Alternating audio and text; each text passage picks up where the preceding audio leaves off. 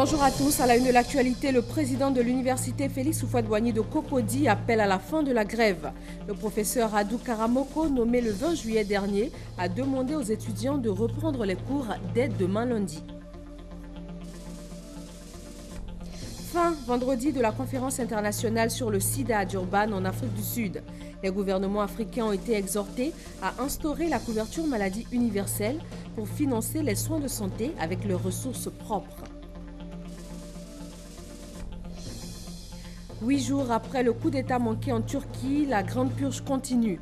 Un rassemblement de soutien à la démocratie est organisé aujourd'hui dimanche sur la place Taksim d'Istanbul.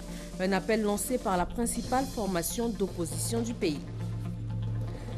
Nous sommes dimanche 24 juillet. Bienvenue dans le journal de 13h. Vous êtes sur RTI 1. Agir pour les jeunes, une opération lancée en Côte d'Ivoire le 29 juillet 2015. Il est question d'insérer à terme 7200 jeunes dans le tissu socio-professionnel grâce à l'auto-emploi. Le gouvernement ivoirien a octroyé à ce projet plus de 3 milliards de francs CFA. Il est piloté par l'agence Emploi Jeunes. Son directeur général Pierre-Ange Danhaut est avec nous. Il va nous faire le point après un an d'exécution du projet Agir pour les jeunes. Bonjour Monsieur Danhaut. Bonjour. Merci d'être là. Nous vous retrouvons tout juste après le point de l'actualité. L'université Félix Houphouët-Boigny de Cocody a connu il y a peu d'importants troubles, mais le calme est revenu. Le président de l'université appelle les étudiants à mettre fin à la grève et à reprendre les cours dès demain lundi. Il rassure, les autorités sont à pied d'œuvre pour améliorer les conditions de vie et de travail sur l'espace universitaire. Davis Oyo et Moussa Konaté. Ma nomination intervient au moment où notre université est en crise. En effet, depuis quelques semaines, les étudiants sont en grève. Cette situation a provoqué des affrontements qui ont entraîné des blessés graves et des dégâts matériels importants. Dans le droit fil de la politique menée par mon prédécesseur, je m'engage à établir le dialogue avec les étudiants en vue de transmettre avec diligence leurs préoccupations au gouvernement. Les violences perpétrées sur le campus sont préjudiciables au bon déroulement des activités académiques. Elles détériorent l'image de l'université Félix Houphouët-Boigny et compromettent gravement l'insertion professionnelle de ses diplômés. C'est pourquoi, chères étudiantes, chers étudiants, j'appelle à l'arrêt immédiat des violences sur le campus et vous invite à une reprise des cours le lundi 25 juillet 2016 à 7h30. Il y va de votre avenir et partant de celui de la nation. Je voudrais rassurer les étudiants et l'ensemble des personnels enseignants et administratifs que les autorités académiques ont pris des dispositions pour assurer leur sécurité. Depuis le mercredi 20 juillet dernier, les manifestations se sont multipliées dans le pays contre la compagnie ivoirienne d'électricité CIE. Et pour cause, le coût élevé des dernières factures d'électricité. Le Rassemblement des Oufouettistes pour la paix, RHDP, s'est prononcé sur ces manifestations qui ont parfois dégénéré, comme c'était le cas dans les villes de Yamoussoukro, Daloa et Bouaké. Le RHDP, attaché au dialogue, appelle les populations au calme en vue de permettre au gouvernement d'œuvrer pour leur bien-être. Le RHDP appelle l'ensemble des populations ivoiriennes au calme et à la sérénité. Le rassemblement des Oufouettistes pour la démocratie et la paix exhorte les populations à ne pas tomber dans le jeu des ennemis du progrès et du renouveau de notre pays en cédant à la tentation de se rendre justice. Le RHDP tient à rassurer le peuple de Côte d'Ivoire que le président de la République, son Excellence Alassane Ouattara, et son gouvernement sont à pied d'œuvre pour préserver les droits des consommateurs dans la justice et dans l'équité. Le RHDP appelle le gouvernement à la vigilance et à la fermeté devant ces actes télévidés par des mains obscures et par des individus aux intentions inavouées. le RHDP réaffirme son soutien au président de la République, son Excellence Alassane Ouattara, qui consacre chaque jour tous ses efforts à l'amélioration du bien-être de nos populations et dont l'ardeur au travail a permis à notre pays de retrouver son lustre d'antan et sa place dans le concert des nations. Voilà, le RHDP se prononçait sur les manifestations de population contre la compagnie ivoirienne d'électricité CIE. Comment prévenir les conflits et comment maintenir la cohésion sociale? Une quarantaine de jeunes de la CEDEAO ont été formés sur ces thèmes particulièrement d'actualité dans la plupart de leurs pays. Après la formation, ils ont mis sur pied une plateforme citoyenne de dialogue pour la paix et la cohésion sociale. Kader Ouattara et Hugues Hervé-Blé. Selon les résultats du recensement général de la population en 2014, les jeunes représentent 77,3% de la population ivoirienne, portant la participation des jeunes au processus de paix et de cohésion sociale demeure faible. Le constat est le même dans la plupart des pays de l'Afrique de l'Ouest.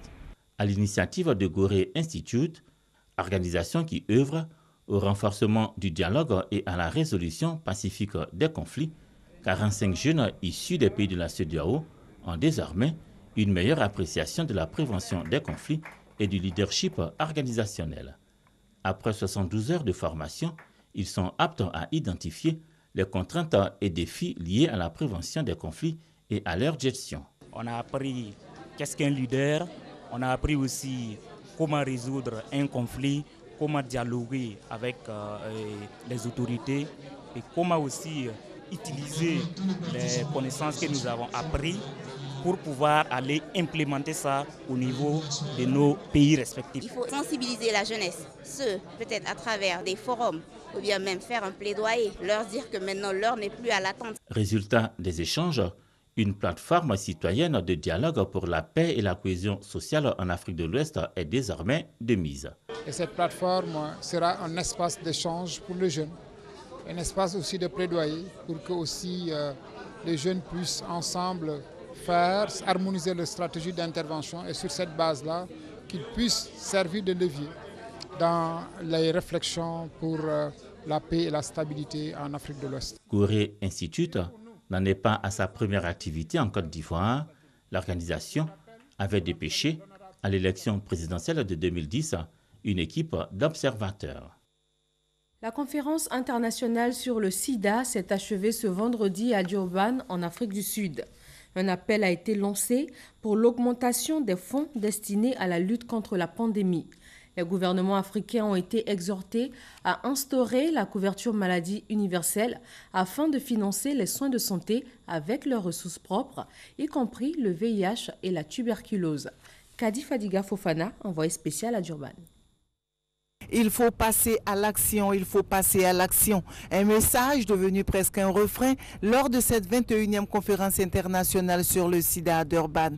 Et le rapport accablant de MSF, Médecins sans frontières, a renforcé l'inquiétude des décideurs et scientifiques. Ce rapport montre que 7 pays représentent plus de 50% du poids de la maladie. En un mot, pendant que le taux baisse ailleurs dans le monde, l'Afrique de l'Ouest et centrale reste en marge de la lutte contre le VIH. Conséquence, 3 personnes sur 4 n'ont pas accès aux médicaments, 9 enfants sur 10 pas accès au traitement et aggravation de la maladie avec un nombre élevé de morts. Alors, quelles démarches peuvent et doivent être entamées? Réflexion autour d'un panel organisé par l'ONU-SIDA avec les délégations des pays concernés. Et là, un doigt accusateur pointé sur les gouvernants. Un plan d'urgence s'impose, mais avant, des experts de l'Afrique de l'Ouest et centrale vont réfléchir et proposer des solutions pour un véritable engagement. Il est peut-être bon que nous arrêtions maintenant et que nous passions à l'offensive. Et cette offensive, pour moi, c'est l'engagement des États. Cette offensive, pour moi, c'est la prise en compte de tous ceux que nous appelons les perdus de vue. C'est la prise en compte de tous les laissés pour compte pour 1001 raisons. Encore des mois à attendre pour la mise en place de ce plan d'urgence. Et pendant ce temps, au Tchad, Mali, Cameroun, Côte d'Ivoire, RDC, Ghana et Guinée, l'épidémie poursuit son avancée meurtrière où chaque heure, 30 jeunes femmes sont contaminées par le sida. En 2015, le Nigeria a enregistré 60% du nombre de nouvelles infections survenues dans la région. 35 000 ménages des régions du centre, nord et ouest de la Côte d'Ivoire vont bénéficier de filets sociaux productifs. Financés par la Banque mondiale à hauteur de 25 milliards de nos francs, le projet pilote concerne 5 000 villages. La sélection des villages bénéficiaires a été lancée. Soro Corona, Charles Tatou. En Côte d'Ivoire, selon les données du dernier recensement de la population de 2014, le taux de pauvreté s'élève à 46%. Toujours selon l'INS, en zone rurale, une personne sur deux vit avec moins de 500 francs par jour. Cette situation ne facilite pas l'accès de ces populations aux services sociaux de base. Pour donc améliorer les revenus de ces populations pauvres, l'État a initié un programme de transfert monétaire. Durant 3 ans, les ménages retenus recevront 12 000 francs par mois, suivant des critères bien définis. Dénommé filets sociaux productifs, le projet pilote vient de connaître son lancement à Bouaké. Il concerne 5 000 ménages des régions de Gbeke, du Kabadougou et du Tonkpi. Donc disons que les critères incluent la dimension géographique adossée sur la distribution de la pauvreté. Ils incluent également ce que nous allons faire une fois que les villages sont sélectionnés, une enquête approfondie par le texte d'approximation de revenus qui consiste, au-delà des revenus des ménages qui sont concernés, à leur administrer un questionnaire. Le ministre de l'Emploi et de la Protection sociale est revenu sur la particularité du projet. Heureuse initiative qui s'inscrit dans le cadre de la recherche des réponses concrètes pour faire reculer la pauvreté partout où elle se trouve. Vous le savez, le gouvernement fait beaucoup pour l'amélioration des conditions de vie des populations les plus pauvres. Cet atelier de 2 jours va permettre la sélection de 1365 villages, dont 615 dans le Gbeke, 155 dans le Kabadougou et 595 dans le Tonkpi. Aujourd'hui, je ne sais pas comment je vais faire. Si c'était à mon jeune âge, je dansais. Mais actuellement, je danse au fond de moi-même. Et je suis très très content. Je remercie le gouvernement qui a décidé de faire ça. Le projet Filets sociaux productifs est financé par la Banque mondiale à travers l'Association internationale de développement AID à hauteur de 25 milliards de francs CFA. Le leadership féminin, sujet d'une rencontre initiée par le réseau Paix et Sécurité des femmes de la CEDEAO, section Côte d'Ivoire. En intégrant les différentes notions liées au leadership, les femmes devraient s'impliquer davantage dans la vie politique et aussi dans la prise de décision pour la cohésion sociale dans le pays. Abou Sanogo. Des échanges entre organisations féminines de la société civile, représentants de partis politiques, d'institutions et ministères de tutelle sur la question du leadership féminin dans la vie politique. Au cœur de l'atelier de réflexion initié par le réseau Paix et Sécurité des femmes dans l'espace CEDEAO, la problématique du genre. Nous nous sommes rendus compte que les femmes n'étaient pas suffisamment impliquées dans la résolution des conflits. Lorsqu'il y a un conflit et qu'il y a des accords de paix, les femmes ne sont pas invitées à ces accords de paix. Elles sont obligées elles-mêmes de faire pression pour pouvoir faire partie de ces initiatives de paix.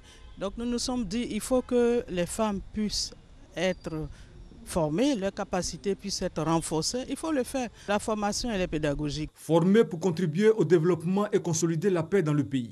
Pour les participants, pour aboutir à une participation pleine et équitable des femmes sur l'échiquier politique, il faut au préalable travailler les mentalités, briser les barrières socio-culturelles, faire du lobbying autour du projet de loi sur le quota et la parité, ou encore renforcer les capacités des femmes. Ces débats de réflexion sont soutenus par la Fondation internationale des systèmes électoraux. Ils devront mener à des missions de suivi et d'évaluation auprès des parties prenantes afin de mettre en œuvre les recommandations sur le leadership féminin. Concept du droit à la vie au cœur d'une sensibilisation dans la commune d'Abobo. La Commission nationale des droits de l'homme de Côte d'Ivoire est allée vers les transporteurs, les chauffeurs et aussi les femmes de la commune. Le comportement adopté pour préserver ce droit au cœur des échanges. Salima Toudia, Gabriel Zani. Transporteurs, chauffeurs, apprentis, Niambro et Coxer ont été sensibilisés à Bobo sur le concept du droit à la vie. Un droit du citoyen que la Commission nationale des droits de l'homme veut faire connaître aux acteurs du secteur du transport routier, mais également aux femmes d'Abobo. Notre rôle, c'est de vous aider à changer l'image d'Abobo. Nous voulons une commune à Bobo où on ne parle plus des langues qui se parlent, qui se tuent entre eux. Une commune à Bobo où les femmes connaissent leurs droits. Quand elles accouchent, si monsieur traîne, elles vont à la mairie déclarer leurs enfants. La CNDHCI veut aller au-delà de la sensibilisation en proposant une formation sur le concept du droit à la vie à l'attention des syndiqués. Nous souhaitons travailler avec vous. Nous voulons mettre un programme en place pour former vos syndiqués aux notions basiques des droits de l'homme. Parce que toi, maintenant, tu connais tes droits, évidemment, tu ne vas pas accepter qu'on est victime et tu seras aussi respectueux des droits des autres. Pour les responsables de la société de gestion de la nouvelle gare d'Abobo, cette sensibilisation vient éclaircir l'horizon pour plus d'un. Étant donné la fragilité, la sensibilité, le manque d'informations à propos de ce sujet au sein de notre entité, nous vous disons merci d'avoir choisi la Sénégal pour entretenir notre coopération sur ce sujet très important dans la vie d'une nation. Ce projet devrait s'étendre à d'autres gares routières dans les jours à venir, dans l'optique de vulgariser le droit à la vie. Une connaissance qui viendra faciliter l'exercice de leurs fonctions au quotidien. À Tanda, zone nord-est de la Côte d'Ivoire, une ONG américaine offre des voiturettes aux personnes handicapées de la ville. La remise de ces engins dans ce reportage signé Mamadou Kouassi. Et voici à ma gauche les frères et les sœurs qui, dans cette semaine, ont obtenu une jambe. Bon, c'est le commencement, donc petit à petit, je suis convaincu qu'ils ne vont plus marcher avec les béquilles. C'est un nouveau départ pour ces personnes amputées des jambes. Ces prothèses donneront du rythme à leur vie, comme ces voiturettes pour ces handicapés de la commune de Tanda. Cette action de portée sociale a pu être possible grâce à l'ONG 1040 Initiative. Le maire de Tanda, Koné Amadou, a témoigné la reconnaissance des populations à Mike Cousino, président de cette ONG américaine. Monsieur Mike Cousino, my brother, qu'est-ce que je peux dire? Quand on va aux États-Unis, on a des assemblées. Ils s'associent avec des gens de bonne volonté, des gens capables pour réfléchir comment est-ce qu'on peut faire avancer la cause de Tanda. Thank you, my brother. Au nom de tous les partenaires au développement de Tanda, Simon Soro, président de l'ONG Vie, souhaite accomplir des œuvres plus grandes à Tanda dans le cadre de ce partenariat. C'est avec abnégation que je parle. Je connais ta détermination et ça, nous devons te saluer car nous attendons plus que ce que tu as déjà fait. Le président de l'UVICOSI, Union des villes et communes de Côte d'Ivoire, Gilbert Kafana Koné, a encouragé le maire de Tanda, Koné Amadou, pour ses initiatives sociales en faveur des couches défavorisées. Dans l'éducation nationale, le village de Tunzuebo à Atiéguakro, 18 km de Yamsokro, a désormais un groupe scolaire de 12 salles de classe, dont 6 construites par le programme présidentiel d'urgence PPU. La remise officielle de ces infrastructures avec Soro Corona et Kader Sogodogo. 6 nouvelles salles de classe construites par le PPU, programme présidentiel d'urgence, un logement d'enseignants, des projets de construction d'une salle multimédia, d'une cité de fonctionnaires et création d'un champ de tech par les cadres du village de Tunzuebo, dans le département d'Atiéguakro. Ces infrastructures ont été officiellement remises aux bénéficiaires et les projets lancés. Infrastructures et projets pour élever le niveau de l'éducation, le plus mauvais dans le secteur pédagogique de l'Olobo. 29,69% en 2015 et 46,67% cette année. Ce sont les taux de réussite au CEPE de Tounzebo. La plupart des écoliers préfèrent s'adonner au métier de tisser du pain baoulé, activité principale du village. L'éducation, c'est l'héritage le plus sûr. Moi-même, j'en suis un pur produit. Donc, pour moi, investir à la base, c'est de donner la chance à tous les enfants de ce village et de l'Onobo, de Yamsoukro et de toute la Côte d'Ivoire, de pouvoir avoir la chance d'avoir une formation pour s'assumer. Le directeur de cabinet du ministre de l'Éducation nationale, présent à la cérémonie, a invité les cadres à accompagner la politique de l'école obligatoire. Kabran Assoumou a indiqué que cette politique vise à réduire le taux de l'analphabétisme dans le pays. Les différents intervenants ont salué les efforts du président de la République, Alassane Ouattara. Efforts pour faire de l'école ivoirienne la plus performante de l'Afrique de l'Ouest. Visite de l'école, pose de la première pierre de la cité des fonctionnaires, inauguration du logement des maîtres, planting d'arbres, récompense des meilleurs élèves et enseignants ont été les faits majeurs de cette cérémonie dédiée à l'école à Lolobo. Koumassi, commune du district d'Abidjan, 4 établissements scolaires et une école maternelle ont été entièrement réhabilités. La mairie prépare la prochaine rentrée scolaire. Elle veut offrir les meilleures conditions d'études aux élèves. Éric Goré. 4 établissements scolaires et une école maternelle réhabilités par la mairie de Koumassi. Cette action vise à permettre aux apprenants de travailler dans de meilleures conditions. Les bénéficiaires la trouvent louable. Quand il pleut, l'eau tape les enfants et l'enseignant. Et quand il y a le soleil, c'est encore compliqué parce qu'il n'y avait plus de plafond. Les toitures étaient triées. Aujourd'hui, tout est devenu nouveau. Les bâtiments ont été entièrement réhabilités. Avec fonds propres, il est en train de construire une école de 3 classes au campement là-bas. Et aujourd'hui, c'est la réhabilitation, enfin la construction de latrines séparées. C'est-à-dire ça respecte le genre. Je pense que c'est une bonne chose. On l'en remercie. À travers cette action, les autorités municipales de Koumassi entendent faire de l'éducation une priorité dans la commune. L'éducation, c'est la base, c'est le socle de la société. Un pays qui rate l'éducation de ses enfants a raté tous ces champs de développement. Et donc nous faisons un point d'honneur sur l'éducation parce que nous savons que si les enfants sont bien éduqués, c'est l'avenir de la Côte d'Ivoire qui est assuré. Le coût des travaux avoisine les 200 millions de francs CFA. Selon le maire de Koumassi, d'autres actions en faveur de la population sont prévues. En religion, l'église de Pentecôte de Côte d'Ivoire en tournée à l'intérieur du pays. À l'étape de Dabou, dans la région des Grands Ponts, le thème développé « Jésus-Christ mérite qu'on lui fasse confiance ». Chantal Akanda. Pour cette 7e sortie de l'église de Pentecôte de Côte d'Ivoire à Dabou, dans la région des Grands Ponts, l'apôtre Yao Bio et les pasteurs présents ont, à travers le thème « Jésus-Christ mérite qu'on lui fasse confiance », sensibiliser le peuple de Dieu à la cohésion sociale et à l'entente. Car, pour ces hommes de Dieu, si Jésus, sans avoir commis de péché, est allé à la croix, c'est pour sauver l'humanité tout entière. Il est de bonne loi, donc, que les hommes et les femmes s'aiment et entretiennent des rapports de bon voisinage partout où ils se retrouvent.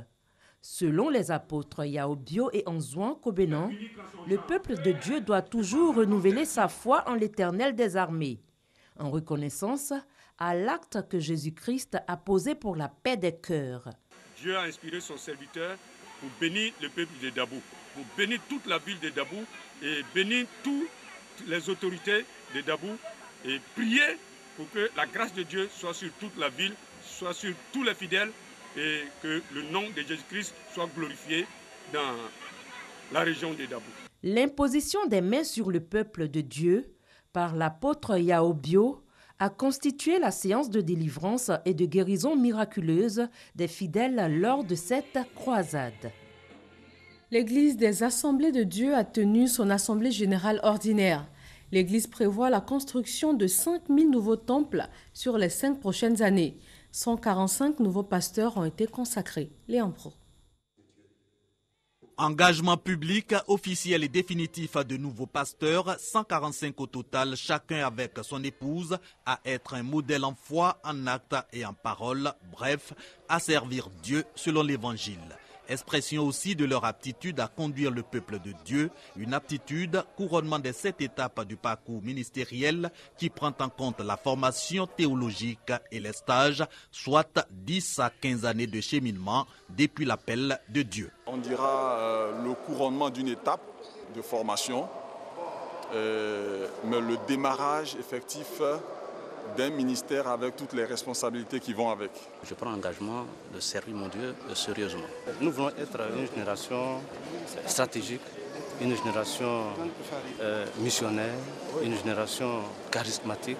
Promotion stratégique, ainsi a convenu l'Église des Assemblées de Dieu d'appeler ses 145 nouveaux pasteurs. Ils forment la première vague de missionnaires pour l'intensification de l'Évangile en terre d'Éburnie. Nous avons décidé que d'ici les 5 années à venir, 5000 églises soient établies. Nous disons à nos collègues de faire en sorte que non seulement par la parole, ils communiquent la vie de Dieu, mais par leur témoignage, par la valeur de leur personnalité, de leur éthique. Ces nouveaux serviteurs de Dieu portent à 600 l'effectif actuel des pasteurs ordonnés de l'Église des Assemblées de Dieu de Côte d'Ivoire. Ils ont pour leur mission la bénédiction de l'État à travers la secrétaire générale de la préfecture de la région du Bélier et des pionniers des églises évangéliques.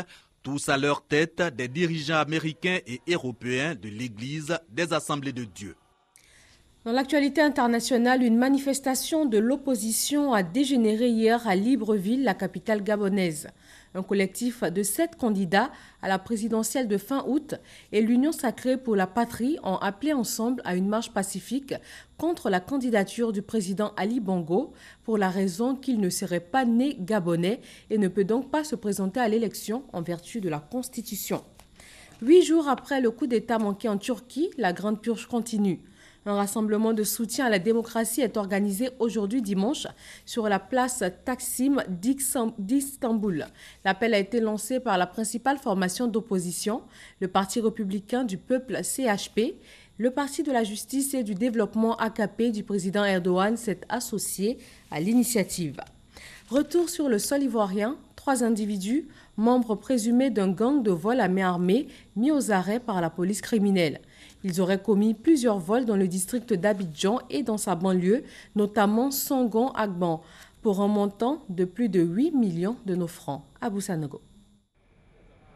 7 armes à feu, des munitions, 8 téléphones portables saisis et 3 individus interpellés. Fruit du coup de filet réalisé par la direction générale adjointe chargée de la police judiciaire à travers la police criminelle. Ce gang aurait attaqué plusieurs domiciles dans le district d'Abidjan et ses localités environnantes, notamment à Songon-Agban, où il aurait emporté la somme de 8 millions de francs CFA et plusieurs téléphones portables. Les victimes saisissaient donc la police criminelle qui ouvre une enquête. Les investigations menées à cet effet ont permis d'interpeller à Yopougon Mosikro et à Dabou 3 de ces individus qui, eux, ont été déférés au parquet de Yopougon après avoir cité les noms de leurs complices en cavale. Pour mettre le grappin sur ces derniers, la direction générale adjointe chargée de la police judiciaire à travers la direction de la police criminelle met en place un stratagème qui s'avère payant. Le chef de gang est interpellé dans la commune d'Abobo. Je reconnais d'avoir participé au braquage. Franchement, on a déjà fait, donc on ne sait pas quoi dire. Donc, franchement, on regrette. La directrice générale adjointe chargée de la police judiciaire appelle la population à la collaboration avec la police. C'est l'occasion également d'en appeler à la franche et sincère collaboration de la population. Il s'agit d'une gestion inclusive, participative de tous les acteurs sociaux à la gestion sécuritaire de la cité. Et également apporter à la problématique de l'insécurité une réponse par des solutions durables et globales. Notre objectif, c'est d'assurer la quiétude de toute la population ivoirienne dans toutes ses composantes. Et surtout, tout mettre en œuvre pour que la peur change de camp. Ces 3 individus qui ont reconnu les faits de vol à main armée, association de malfaiteurs, détention illégale d'armes à feu, seront conduits devant le parquet pour répondre de leurs actes.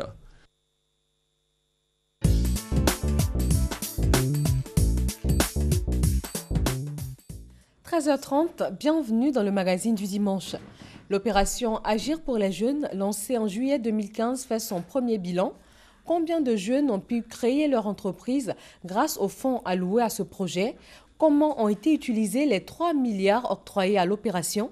Pour répondre à ces questions et plus encore, le directeur général de l'agence Emploi Jeunes, Pierre-Ange Danhaut, est avec nous pour le magazine du dimanche. Rebonjour Monsieur Danhaut. Bonjour madame. Alors nos équipes de Boaké ont fait un petit point de l'opération. Nous suivons leur reportage et on revient ensuite. L'État de Côte d'Ivoire agit pour la jeunesse. À travers l'agence Emploi Jeunes, ce sont plus de 12 000 projets viables qui ont été sélectionnés sur toute l'étendue du territoire national. 9 000 d'entre eux bénéficient en ce moment d'un financement évalué à plus de 800 millions de francs CFA. À ce jour, au niveau de la région, nous avons normalement autour de 250 projets à financer.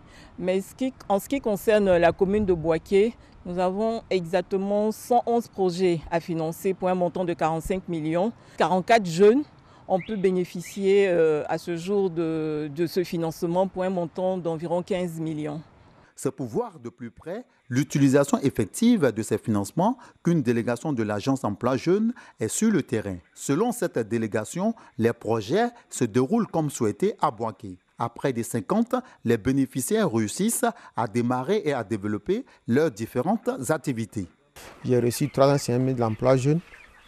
En tout cas, le projet jeune m'a beaucoup aidé pour pouvoir mettre cette bande en place. Ce que je peux dire à mes autres camarades, c'est que l'emploi jeune, en tout cas, c'est réel et qu'ils fassent rapidement leur dossier pour pouvoir en bénéficier. C'est une opportunité que le président Alassane Ouattara offre aux jeunes de Côte d'Ivoire que nous sommes.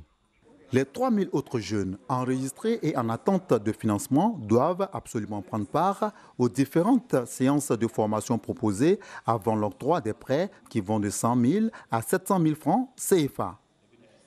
Voilà, 44 projets financés à Boaké pour 15 millions de nos francs. L'opération Agir pour les jeunes a été lancée en 2015. On parlait alors d'installation rapide de 2100 jeunes dans tout le pays pour la création de micro-entreprises. Est-ce que ce chiffre a été atteint aujourd'hui, M. Danhaut? Oui, merci bien pour cette occasion que vous nous donnez pour faire un bilan d'opération qui a été lancé plus précisément en juillet 2015. Il faut dire que l'objectif initial était, comme vous l'avez indiqué, 2100 projets au niveau de 10 régions de Côte d'Ivoire.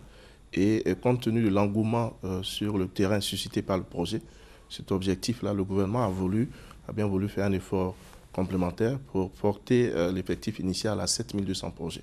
Donc aujourd'hui, l'objectif est de 7200 projets pour un financement qui passe de 1,2 milliard à 3,6 milliards. Alors sur ces 7200 jeunes, combien ont pu effectivement être insérés? 7200 projets comme objectif initial. Et l'engouement, je vous l'ai indiqué sur le terrain, est réel.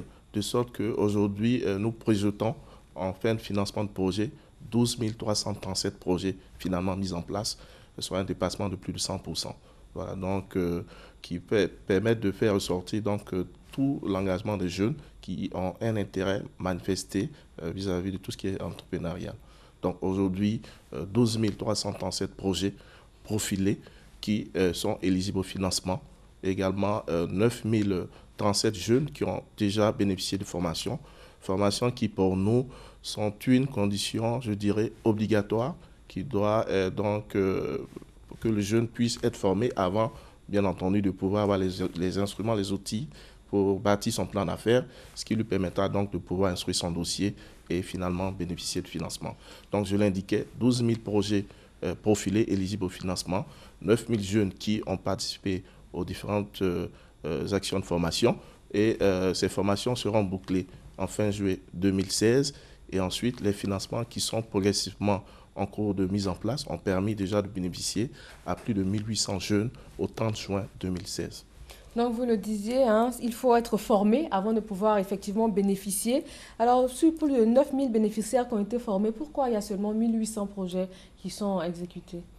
Écoutez, l'opération Agir pour les jeunes est une opération de prêt. Si nous étions dans une dynamique de dons, vous êtes d'accord avec moi qu'en 2 mois, on aurait bouclé l'opération. Il s'agit d'une opération de prêt qui s'inspire également, qui tire leçon et enseignement d'opérations de ce même type qui ont été déjà lancées en Côte d'Ivoire. Et vous savez la rigueur avec laquelle sont tenues donc, les opérations en ce qui concerne le gouvernement, qui nécessitent donc que ces ressources qui sont mises à la disposition des jeunes soient bien utilisées et que nous soyons rassurés quant à la capacité de ces jeunes-là à pouvoir donc tenir leur initiative. Ce financement, je vous l'ai indiqué, il est progressif puisqu'il se met en place après l'étape de formation. Nous avons voulu, en termes d'agenda de projet, nous avons voulu prioriser la formation de sorte que la seconde étape, qui sera la mise en place du financement, puisse être déroulée assez rapidement. Donc nous projetons à fin septembre 2016 de boucler l'étape de financement de sorte que nous puissions passer au remboursement et au suivi post-financement. Ça, c'est pour ceux qui ont déjà été formés et qui sont en train de mettre leur projet en œuvre. Effectivement. Et ceux qui ont reçu la formation mais qui n'ont pas pour l'instant été financés? C'est ce que je disais, le financement se met en place progressivement. 1800 ont déjà bénéficié de ce financement et il se met en place de sorte que d'ici septembre 2016, nous allons totalement absorber donc, le financement qui est disponible, qui permettra donc de financer totalement les 12 337 promoteurs à hauteur de 3,6 milliards de francs CFA. Alors, est-ce qu'il y a de nouveaux projets qui peuvent être soumis? Comme vous le disiez, l'engouement est grand. Est-ce que de nouvelles personnes peuvent, à ce jour, venir vers vous pour ce projet? Merci bien. Déjà, nous voulons lancer un message à tous les jeunes qui ont participé à l'opération, mais qui ne sont pas encore formés, c'est-à-dire les 3000. Nous avons, avec l'opérateur financier du projet, la COPEC, nous avons lancé un dernier appel à ces jeunes-là pour qu'ils puissent participer effectivement aux formations. Donc, ils seront formés et nous espérons boucler cet agenda de formation à la fin du mois de juin 2016. En ce qui concerne les 9000 qui sont en attente de financement, qui sont déjà formés, je l'ai dit, d'ici fin septembre, le financement sera bouclé. L'effectif de financement mis en place est progressif. Nous sommes à 1800, mais je peux vous assurer que d'ici fin juin, nous allons le multiplier par 3. Voilà. D'accord. Alors, vous avez parlé d'une certaine rigueur, vu que ce sont des fonds qu'il faut rembourser. Est-ce que la mission d'évaluation que vous avez menée il n'y a pas longtemps a permis de relever des insuffisances dans l'exécution de ce projet et donc peut-être de les corriger? Oui. Avant de parler de cette question, je reviens sur votre question antérieure relativement à ceux qui pourraient participer au programme. Donc, dans l'esprit du programme, il s'agit de créer une chaîne de valeur entre des jeunes de Côte d'Ivoire.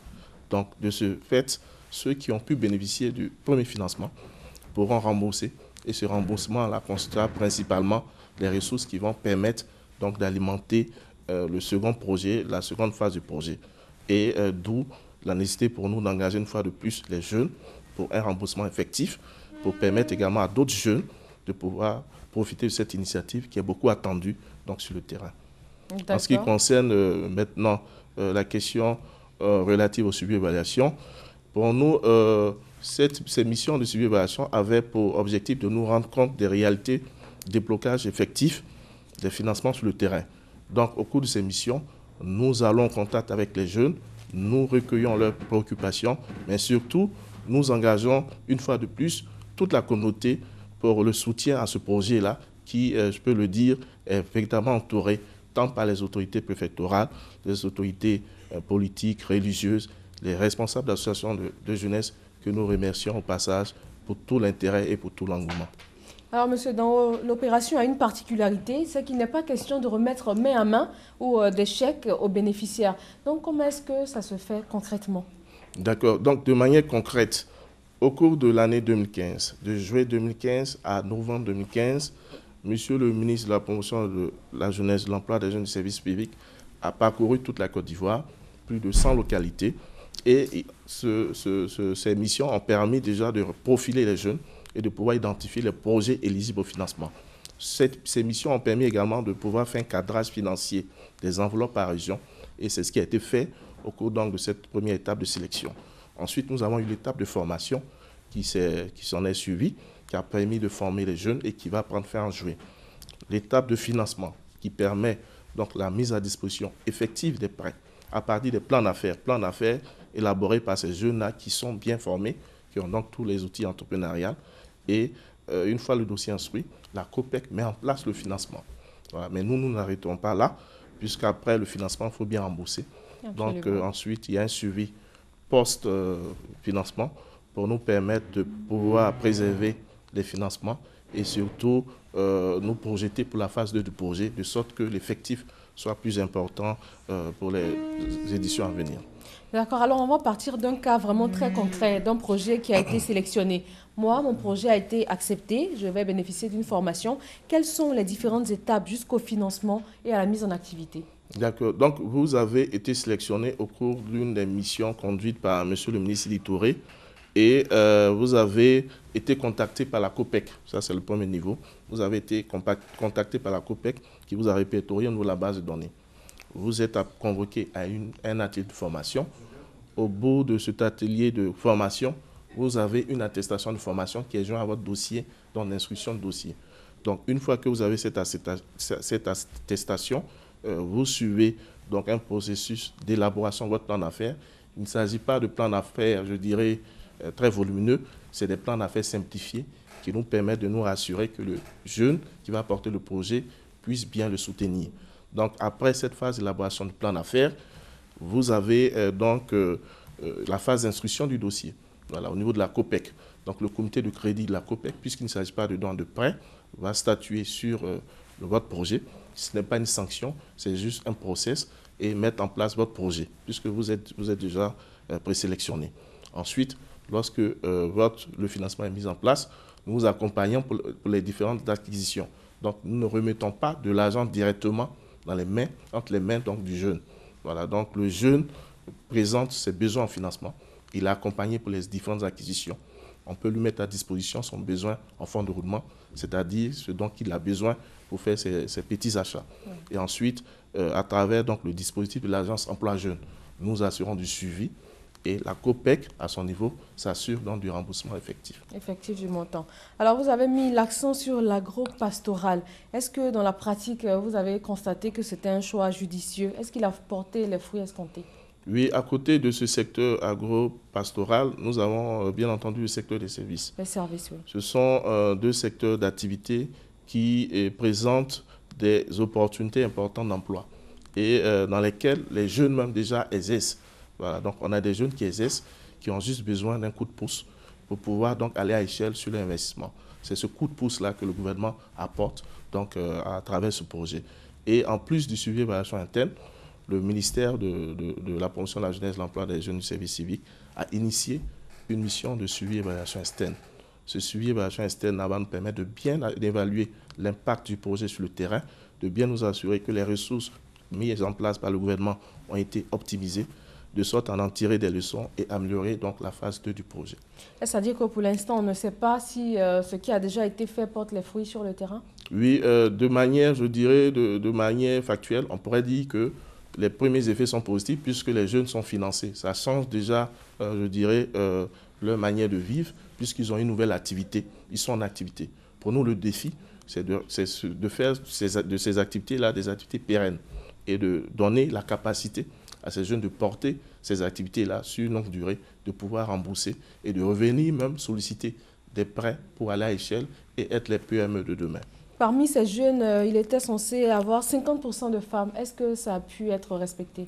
Déjà, pour les données statistiques que nous avons, et vous avez dû en douter que nous les suivons de manière très étroite, et nous sommes à 40%.